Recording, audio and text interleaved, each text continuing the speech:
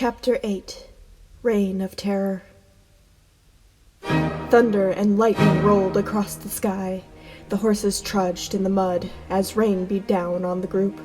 Matteo put his coat over his guitar case to ensure it was safe and dry.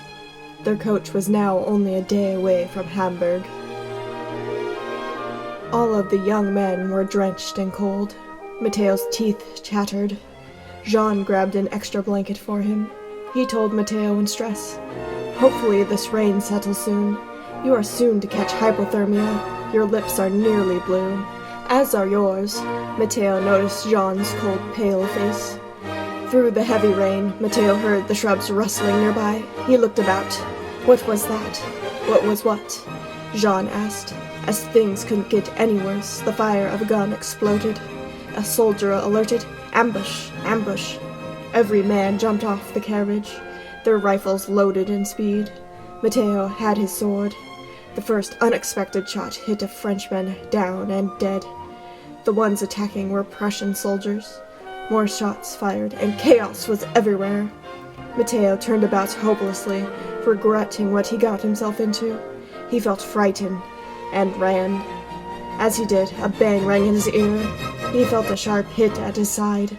The force caused him to trip face first to the ground. He shrieked into the grass. The soldier that shot him ran to him. He flipped Matteo on his back and clung to the collar of his coat. Matteo stared at him, completely frozen. The soldier snickered. "I saw you running, little coward." "Let me go," Matteo cried in trying to pry the man's grip off. The Prussian soldier began choking him. Matteo frantically went for his sword that had dropped beside him.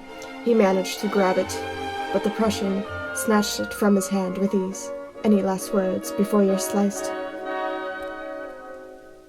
Matteo clenched his eyes shut as the sword was pressed against him. At a moment's pause, a bang echoed.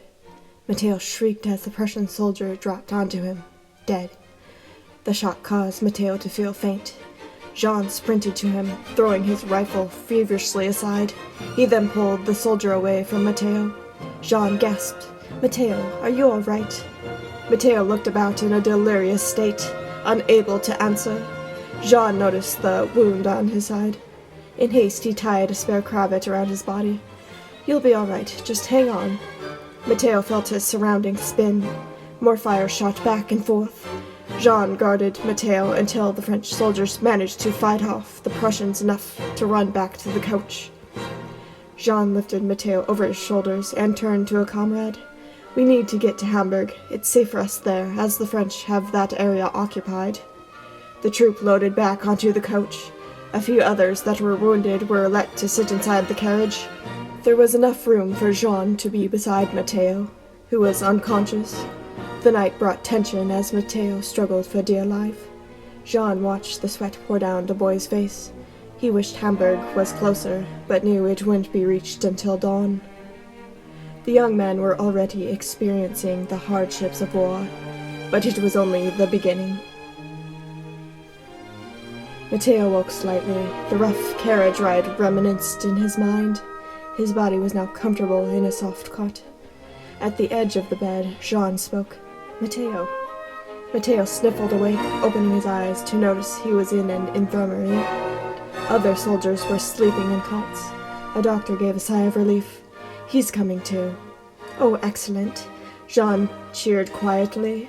Matteo looked around. His guitar case was beside his bed, which calmed him.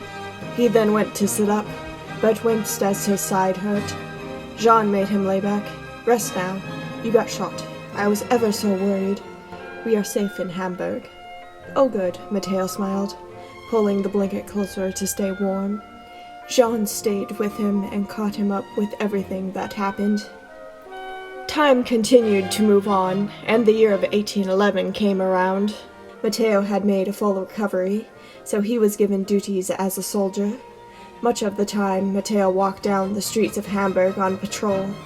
He watched passerby go about their business. A lady holding her little son came by. Matteo thought the child so adorable. He couldn't help but comment, "Isn't he so cute? What is his name?" "Ferdinand. He is quite a sweet boy. Say, I think my husband told me about you. You play guitar, do you not? I am Frau David. See, I get a fair share of time to play. That is good. With that she left, heading towards the tall house on the corner, a decent home for 2 residing families.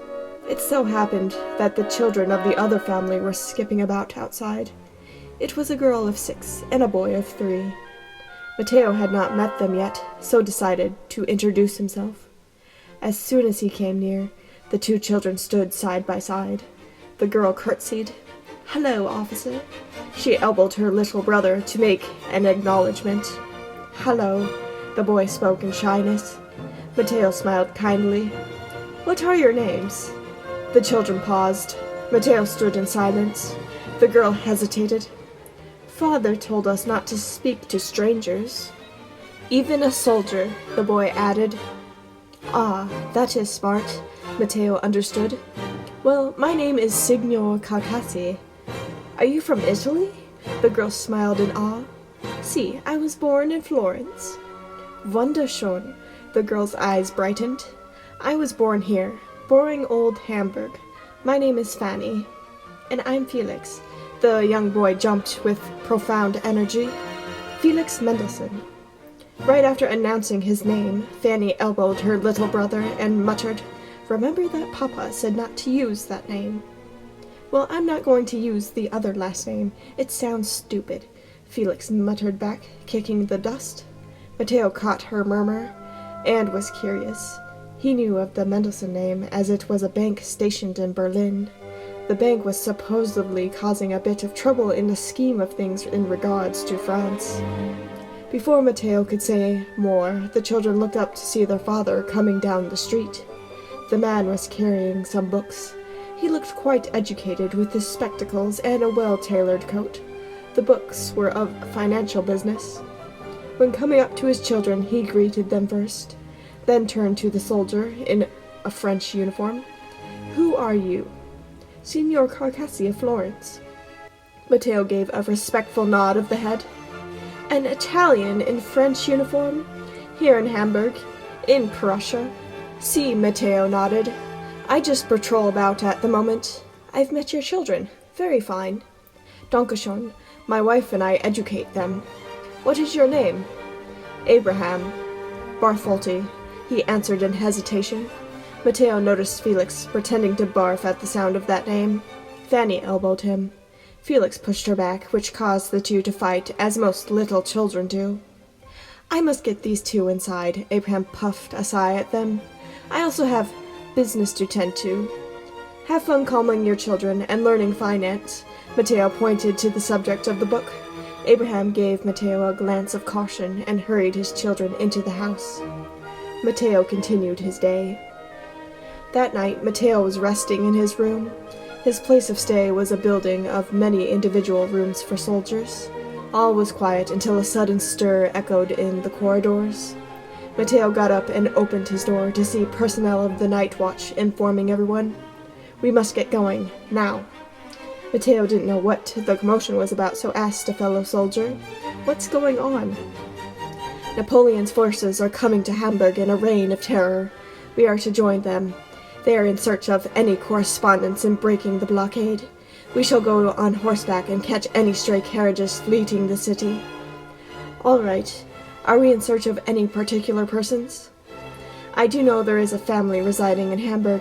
They have relations with a bank in Berlin, which is skeptical in relation to France, the Mendelssohn Bank.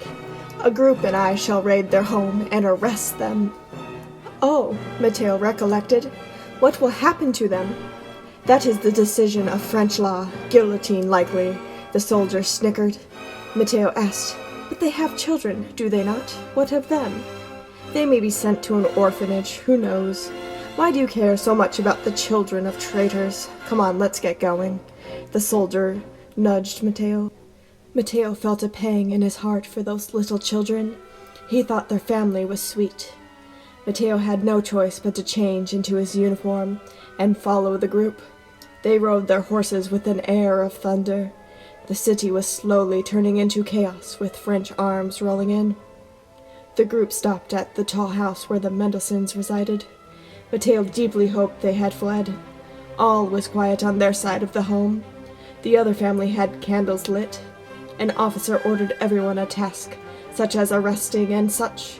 He turned to Matteo and another soldier, instructing, "I want you both to go to the second floor. They have 2 children." He pointed to Matteo. "You get the boy." He turned to the other. "You get the girl."